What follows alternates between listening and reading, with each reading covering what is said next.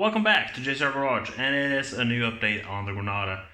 Work has finally started after many months of not doing anything. What I've done, I've tacked a few more tacks onto the rocker to hold that in place, been able to remove that vice grip that I had holding the back of it together with the floor.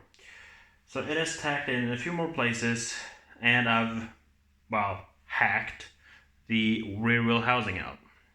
So we can start with the welds. This one did not turn out very great, but it is holding the rocker to the floor.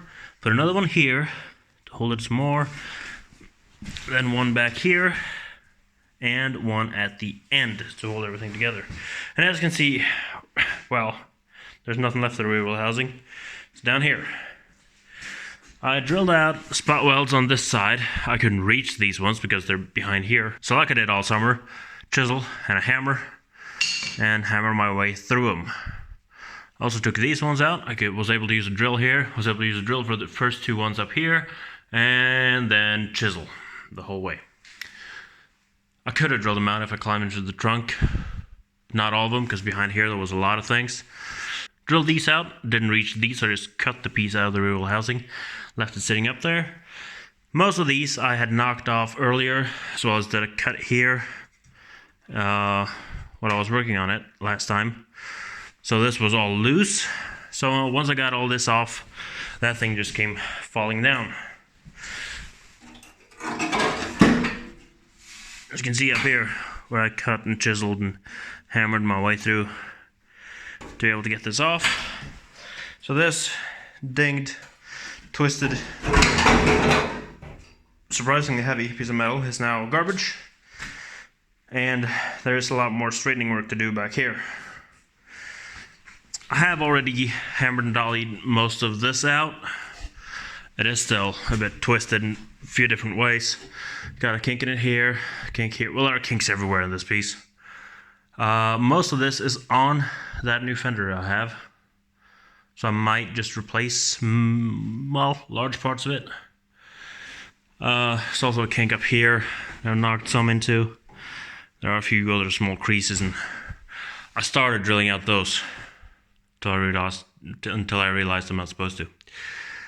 So yeah, there's some cleanup work to do here.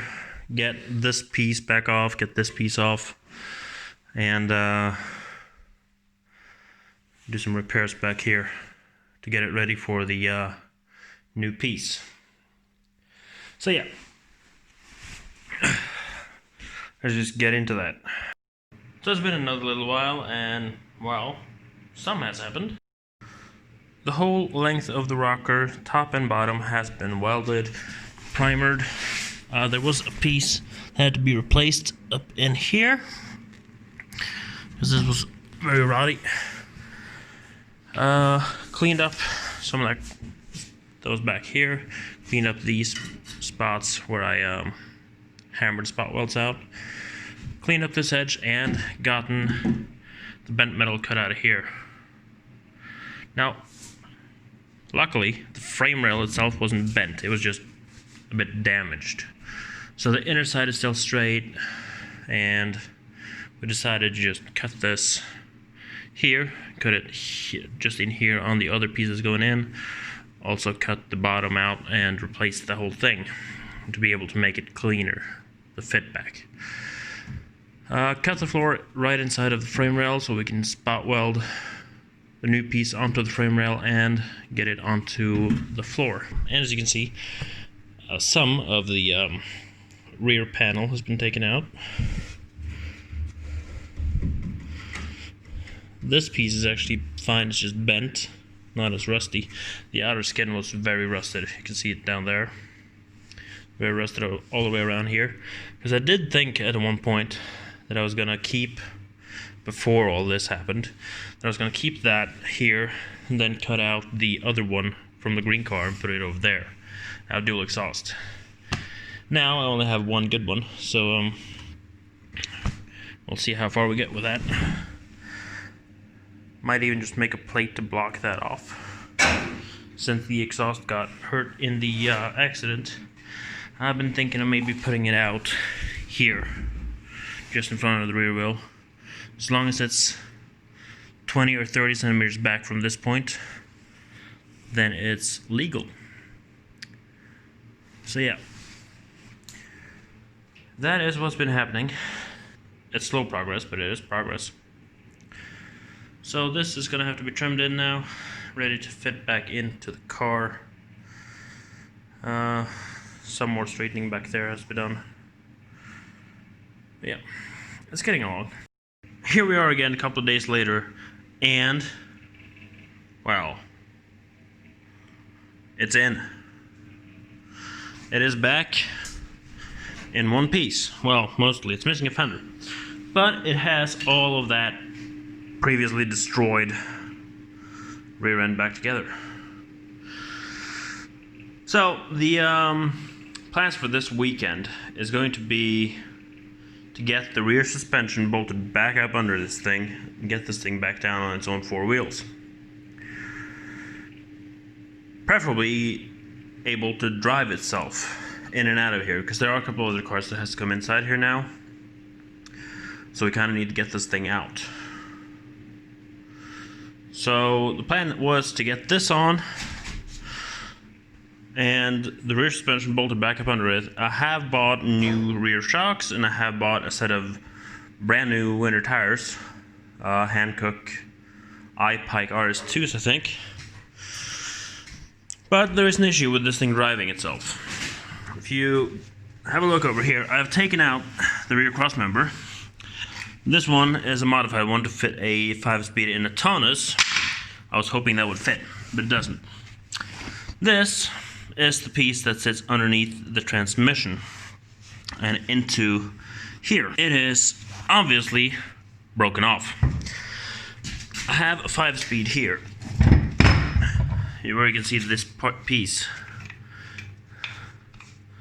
It has just snapped off, which means I need this housing to go onto my transmission that's still in the car. So I'll have to swap this thing over and get all this ready for, well, the rear suspension, put it back in the car, back down on its own wheels, and maybe if I get the fuel lines hooked back up, I'll need to take the tank out, so I might just do a jug up in the engine bay. Drive this thing for the first time since, well, May 12th. Drive it back out, put something over it, because you know it's still missing windows, it's missing a fender, a door. Might put a door on first. The door has to come on in order to get this all tacked up. So we need to line it all up. We had the door lined up previously in the fall, where it all fit well. I don't remember if that was with the new rocker or without it. I think it was without it. So I have to get the door on, get it all lined up, then tack the B-pillar and this little support in.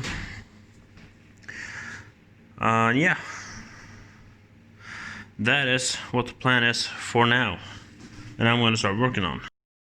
So, in order to pull the rear extension housing off of one of these T9s, yeah, or any of the other old Ford 4-speeds, you need to take out this plate up here that holds onto this thing.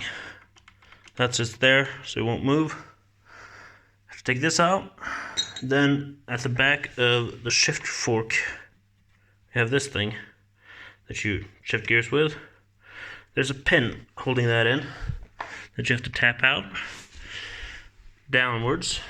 It ends up laying in here. You just take out this rear cover and then it plops out. Then it's just a matter of knocking it with a rubber mallet and it falls out. I've been working on that on the other side here, so it's draining the oil out. I've taken the speedometer gear out. I've knocked out that pin to get that thing out of there, and loosened up the 3 bolts on the other side, so I have these 3 left, and then those 2. Then the whole thing should slide off with a little bit of gentle persuasion. 6.5 hours later. It has been many hours. Many hours. I'm really tired.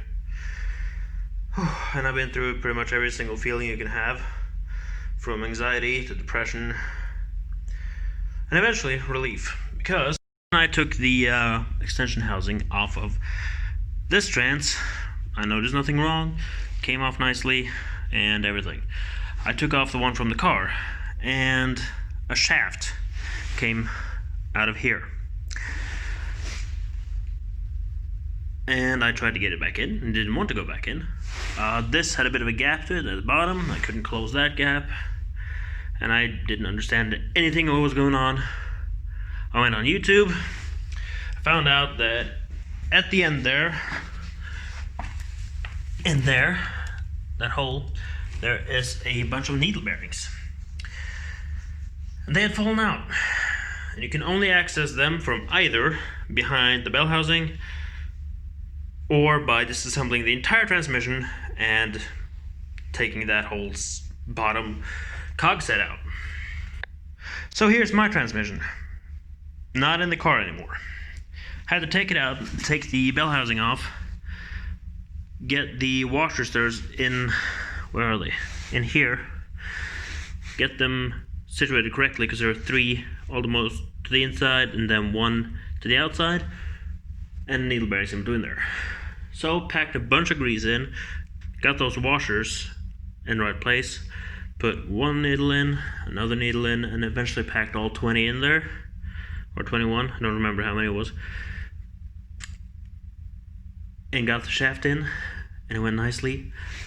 Put the new extension housing, well, new, the one that's not broken, onto it, and I couldn't shift gears because there's a little tab in, not a tab, a little pointer thing in here, a little tiny little shaft, because there's a tiny little shaft in here, and that needs to go on the spring on the shift axle, well, shaft, shifter shaft.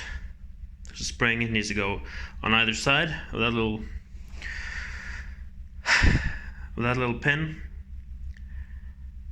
So eventually got that all back together right way, went through the gears, 5th, locked itself in 5th, because I hadn't put this on, and there's a couple of tabs there to hold a little half moon thing in there that moves. And then when that moved, I couldn't get it back out of 5th. I had to put that back up and put that plate back on. And now the trans is finally back together after God knows how many hours. And this is going to be it for today. I'm going to put this back in tomorrow, drop the tank out tomorrow, get that tank in it, and get the rear subframe, rear suspension, whole thing back in tomorrow. I'm just so tired now, I can't even explain. But yeah, got some primer on all this, as you can see. So this is now pretty much ready to, well, get its rear fender back. Well, rear fender doesn't belong to this car or that car. So 3 cars coming together as one at JCR Garage.